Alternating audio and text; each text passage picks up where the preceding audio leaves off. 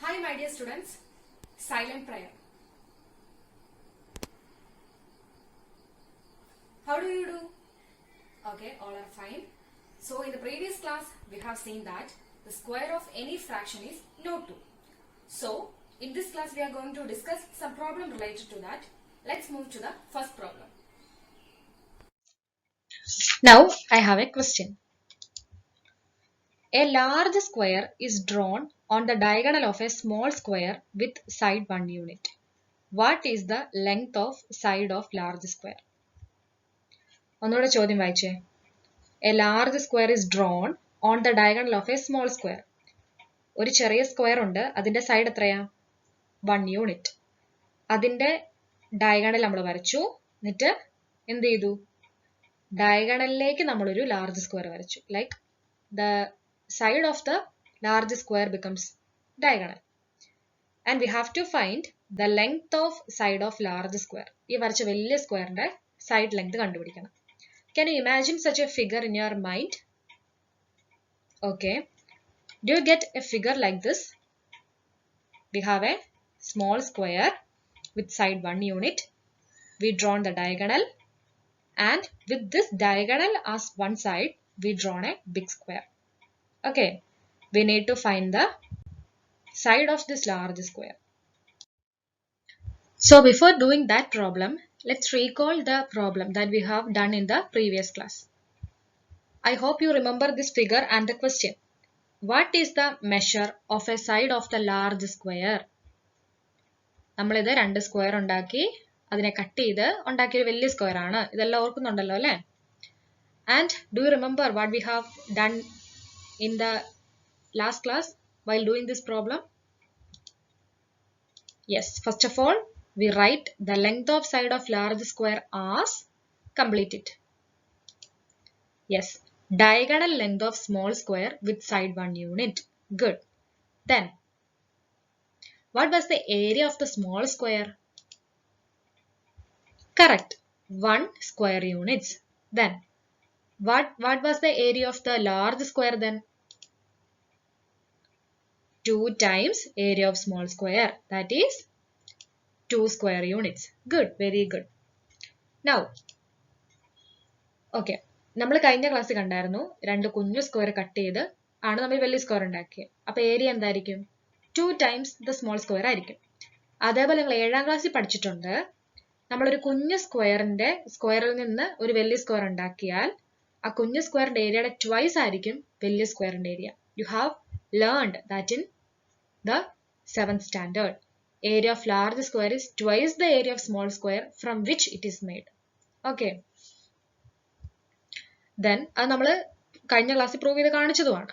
Okay. Now, and what we have concluded in the problem? We have concluded that there is no natural number or no fraction whose square is 2. നമ്മൾ അതുവരെ കണ്ടുപിടിച്ചു. ഒരു natural നമ്പറും ഇല്ല, ഒരു fraction ഇല്ലെന്ന് കണ്ടുപിടിച്ചു. അപ്പൊ നമുക്ക് എന്ത് പറയാം? അപ്പൊ നമ്മൾ ആ കണക്കിൽ ലാസ്റ്റ് എന്താ പറഞ്ഞു നിർത്തിയത്? So the length of side of the square cannot be expressed as A fraction. ഇതുവരെ നമ്മൾ പറഞ്ഞു നിർത്തിയായിരുന്നു അല്ലേ? അപ്പൊ നമ്മൾ നമ്മുടെ പഴയ കണക്കിലേക്ക് വരിക. എന്തായിരുന്നു പഴയ പ്രോബ്ലം ഓർക്കുന്നുണ്ടോ? I have given you a square of side 1 unit and draw a diagonal, and with that diagonal length as a side we drawn another square. And I asked you to find the length of side of the large square. Can you reframe it? The question. Okay. What is the side of large square with respect to the small square? വലിയ സ്ക്വയറിന്റെ side എന്ന് പറയുന്നത് ചെറിയ സ്ക്വയറിന്റെ diagonal length ആണ് അല്ലേ? അപ്പം നമുക്ക് ആ ഡയഗണൽ ലെങ്ത് കണ്ടുപിടിക്കാൻ പറ്റിയാൽ കഴിഞ്ഞില്ലേ? നമുക്ക് ആ വലിയ സ്ക്വയറിന്റെ സൈഡ് കണ്ടുപിടിച്ചു അല്ലേ? സോ ഇത് രണ്ടൊന്ന് കണക്ട് ചെയ്ത് നമുക്ക് ആ ക്വസ്റ്റൻ ഒന്ന് റീഫ്രെയിം ചെയ്യാമോ? Yes. The question becomes, what can you say about the diagonal length of a square of 1 unit? 1 unit വരുന്ന ഒരു സ്ക്വയറിന്റെ ഡയഗണൽ ലെങ്ത് എന്താണ്? അങ്ങനാണെങ്കിൽ വലിയ സ്ക്വയറിന്റെ സൈഡ് കിട്ടും ആണല്ലോ? I think all of you agree with me. Okay, good. പക്ഷെ നമ്മൾ കഴിഞ്ഞ പ്രോബ്ലത്തിൽ എന്താ കണ്ടേ? നമ്മളെ കഴിഞ്ഞ പ്രോബ്ലത്തിൽ ഇത് തന്നെയാ കണ്ടേ. 4 ട്രയാങ്കിൾസ് ചേർത്ത് വെച്ചുണ്ടാക്കിയ സ്ക്വയറിന്റെ സൈഡിൽ എന്ന് പറയുന്നത് ഡയഗണൽ ലെങ്ത് ആയിരുന്നു. അതും ആ ഡയഗണൽ ലെങ്ത് എങ്ങനെയാ ഉണ്ടായത്? എങ്ങനെയാ? 1 യൂണിറ്റ് ലെങ്ത് വരുന്ന ഒരു സൈഡ് വരുന്ന ഒരു സ്ക്വയറിന്റെ ഡയഗണൽ ലെങ്ത് അത്. പക്ഷെ നമ്മളത് എങ്ങനെയാ അവസാനം കൺക്ലൂഡ് ചെയ്ത് എങ്ങനെയാ? നമുക്ക് ഒരിക്കലും ആ ലെങ്തിനെ ഫ്രാക്ഷൻ ആയിട്ടോ നാച്ചുറൽ നമ്പർ ആയിട്ടോ എക്സ്പ്രസ് ചെയ്യാൻ പറ്റില്ല എന്നൊരു കൺക്ലൂഷൻ നമ്മൾ നിർത്തി. Can you relate that problem with this problem? Yes, both are same, isn't it? ആ ചോദ്യത്തിന്റെ സ്ട്രക്ചറിൽ ഒരു ചെറിയ മാറ്റം വന്നിട്ടുണ്ടെന്ന് മാത്രമേ ഉള്ളൂ. So here also what is the answer? The diagonal length of a square of side 1 cannot be written as. Complete it. Correct. Natural number or fraction. അത് നമ്മൾ കണ്ടുപിടിച്ച കാര്യം. So what will be the answer for this question then? Correct. The diagonal of a square of side 1 cannot be expressed as a fraction. അതിനാണ് ഇവിടുത്തെ നമ്മുടെ answer എന്ന് പറയുന്നത്. So in the previous problem we have seen that the diagonal length of a square of length unit 1 or side unit 1 cannot be expressed as a natural number or fraction. Now let's discuss another problem. Read the question. What is the hypotenuse of the right triangle on the diagonal of the square? നമുക്കൊരു square കാണാൻ പറ്റുന്നുണ്ട് with side 1 meter and a diagonal is drawn. As you can see, this is the diagonal, and on this diagonal നമ്മൾ ഒരു right triangle വരച്ചു. അതിന്റെ base നോക്കി എത്രയാണ്? 1 meter. നമ്മുടെ ചോദ്യത്തിൽ എന്താ പറഞ്ഞിരിക്കുന്നത്? We need to find correct hypotenuse of the right triangle. In this triangle, can you tell me which is the hypotenuse? Yes, good. This is the hypotenuse. Very good. Okay. Now, can you tell me how we can solve this? അതെ, ഇപ്പം നമ്മൾക്കിതേ ഈ സൈഡാ ചോദിച്ചിരുന്നെങ്കിൽ നമുക്ക് സുഖമായിട്ട് പറയാമായിരുന്നു അല്ലേ? നമ്മൾ നേരത്തെ കണ്ട അതേ ക്വസ്റ്റ്യൻ തന്നെയാണ്. ഇത് നമ്മുടെ ഡയഗണൽ ലെങ്ത് ആണ്. അപ്പോൾ നമുക്കിതിനെ നാച്ചുറൽ നമ്പർ ആയിട്ടോ ഫ്രാക്ഷൻ ആയിട്ടോ എക്സ്പ്രസ് ചെയ്യാൻ പറ്റില്ല എന്ന് നമുക്ക് പറയാമായിരുന്നു. പക്ഷെ ഇപ്പം നമ്മളോട് ചോദിച്ചിരിക്കുന്നത് ഈ ലെങ്ത് ആണ്. അപ്പം നമുക്ക് എന്ത് ചെയ്യാം എന്നാലോചിച്ചേ. Okay, I will give a clue. ഇപ്പം നിങ്ങളുടെ റൈറ്റ് ട്രയാങ്കിൾ ഉണ്ടല്ലോ വിത്ത് 3 സൈഡ്സ്. ഈ 3 സൈഡ്സ് ഓരോ സൈഡായിട്ട് വരുന്ന ഒരു 3 സ്ക്വയർ അങ്ങ് വരയ്ക്കാമോ? Draw 3 squares with side as each of these sides of right triangle. ഒന്ന് വരച്ചു നോക്കിയേ. We get a figure like this അല്ലേ? കാരണം ഇതായിരുന്നു നമ്മുടെ ഹൈപ്പോട്ടന്യൂസ്. അത് സൈഡായിട്ട് വരുന്ന സ്ക്വയർ ഇത്. ഇതായിരുന്നു നമ്മുടെ ബേസ്. ഇത് സൈഡായിട്ട് വരുന്ന അടുത്ത സ്ക്വയർ ഇത്. ഇതാണ് നമ്മുടെ റൈറ്റ് ട്രയാങ്കിളിലെ മൂന്നാമത്തെ സൈഡ്. അത് സൈഡായിട്ട് വരുന്ന സ്ക്വയർ ഇത്. ഇതാണ് നിങ്ങൾക്ക് കിട്ടുന്ന ഫിഗർ. ഓക്കെ ഓക്കെ, ഇനി നല്ലോണം സ്ക്വയർ ശ്രദ്ധിക്കുക. ഇതിന്റെ പ്രത്യേകത എന്ന് പറഞ്ഞേ. ആദ്യം തന്നെ ഈ ചെറിയ സ്ക്വയറിന്റെ ലെങ്ത് എത്രയായിരുന്നു? 1 meter ആയിരുന്നു അല്ലേ? അതേപോലെ ഈ ലെങ്ത് എത്രയായിരുന്നു? ഈ താഴത്തെ ലെങ്ത് അതും 1 meter ആയിരുന്നു അല്ലേ? അത് മറക്കരുത്. ഇനി നമുക്ക് കൺഫ്യൂഷൻസ് ഒക്കെ ഒന്ന് ഒഴിവാക്കാനായിട്ട് നമുക്ക് ഈ ഓരോ സ്ക്വയറിന് ഓരോ പേര് കൊടുത്തേക്കാം. ഈ സ്ക്വയറിന് നമുക്ക് 1 എന്ന് പേര് കൊടുക്കാം. ഇതിന് നമുക്ക് 2 എന്ന് പേര് കൊടുക്കാം. ഇതിനെ നമുക്ക് 3 എന്ന് പേര് കൊടുക്കാം. To avoid confusions, we name this. Okay. Now tell me the hypotenuse of right triangle. Can you rename it? അതായത് നമ്മുടെ ഈ റൈറ്റ് ട്രയാങ്കിളിലെ ഹൈപ്പോട്ടന്യൂസിനെ നമുക്ക് വേറെ ഏതെങ്കിലും പേരിൽ വിളിക്കാമോ? ഒരു ക്ലൂ തരാം. സ്ക്വയർ 2ന്റെ ടേംസിൽ പറയാൻ പറ്റുമോ നിങ്ങൾക്ക്? ഹൈപ്പോട്ടന്യൂസ് എന്ന് പറയുന്നത് നമ്മുടെ സ്ക്വയറിന്റെ ആരാണ്? സൈഡാണ്. അപ്പൊ നമുക്ക് എങ്ങനെ എഴുതാം? Length of side of square 2. Correct അല്ലേ? ഗുഡ്. ഇതിപ്പം നമ്മൾ റൈറ്റ് ട്രയാങ്കിളിനെ കുറിച്ചല്ലേ പഠിക്കുന്നത്. അപ്പൊ നമുക്ക് എന്ത് തിയറം ഇവിടെ അപ്ലൈ ചെയ്യാം?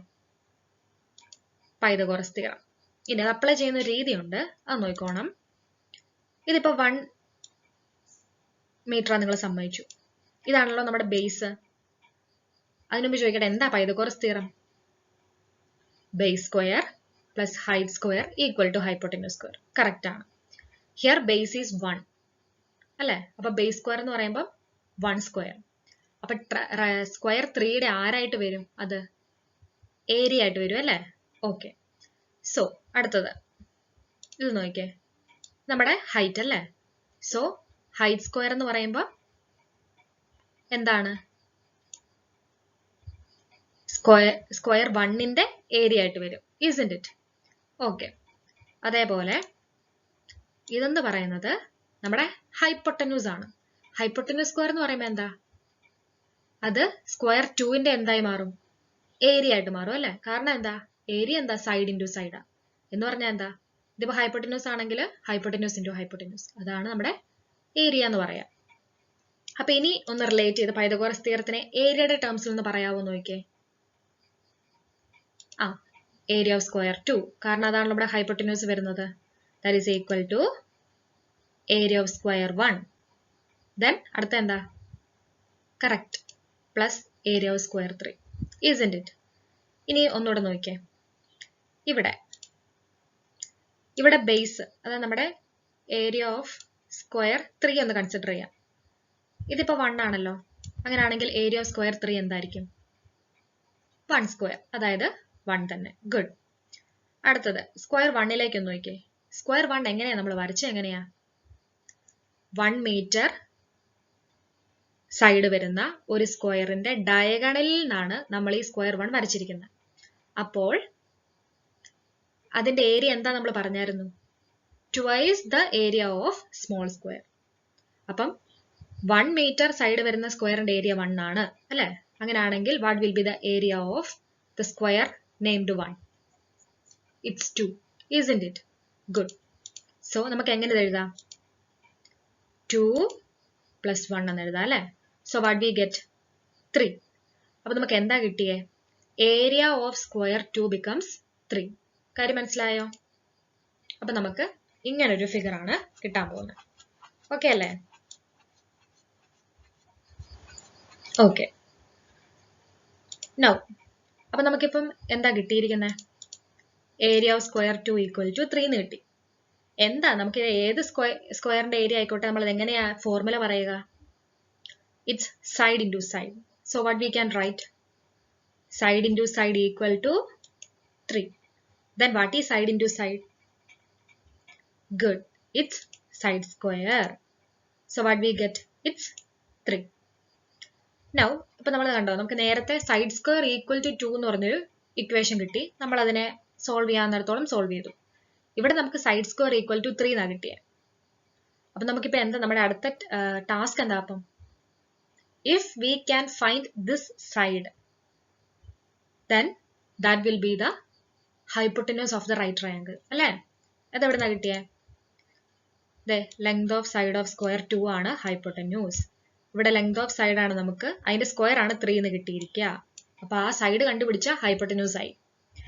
പക്ഷേ what do you think? Is there a natural number whose square gives 3?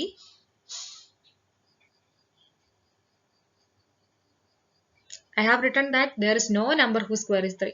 Do you agree with me? Okay, let's check. What is 1 square? It's 1. What is 2 square? It's 4. So, there is no natural number whose square is 3. Same as the case of 2. Okay, I hope you understood this. Now, what will be the next step then? We will think about fractions between what and what?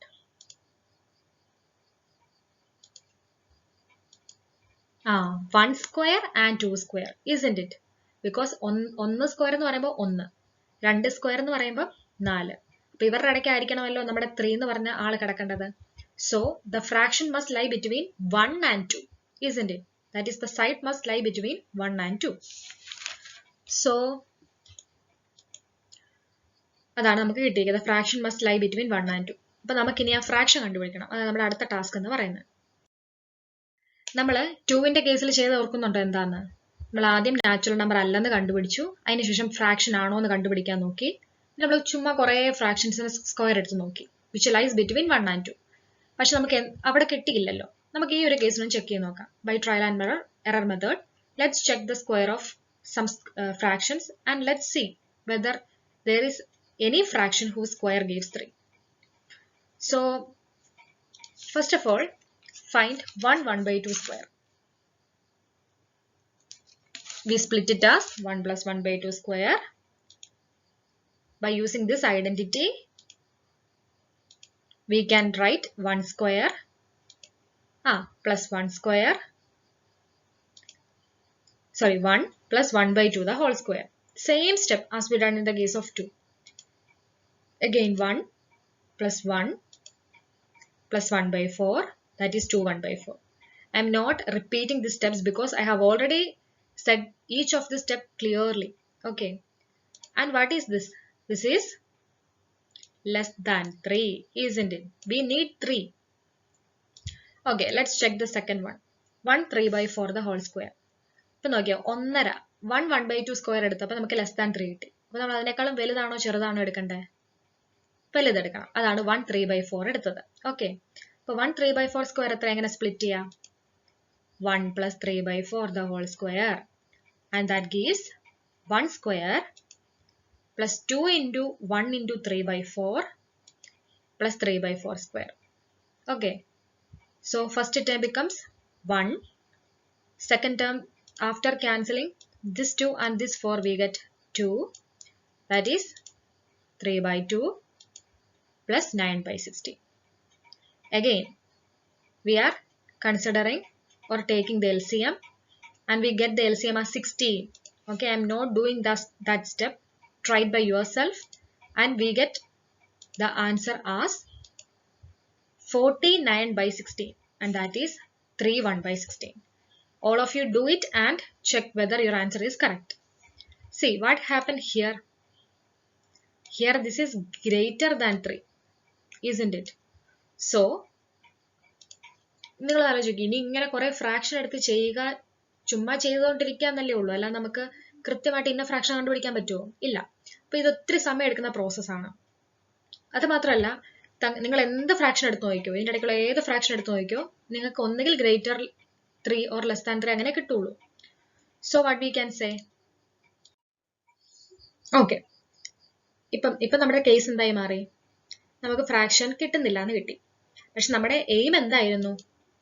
What we needed to find? We needed a fraction such that whose square gives 3, isn't it? That is, we need to find a fraction x by y.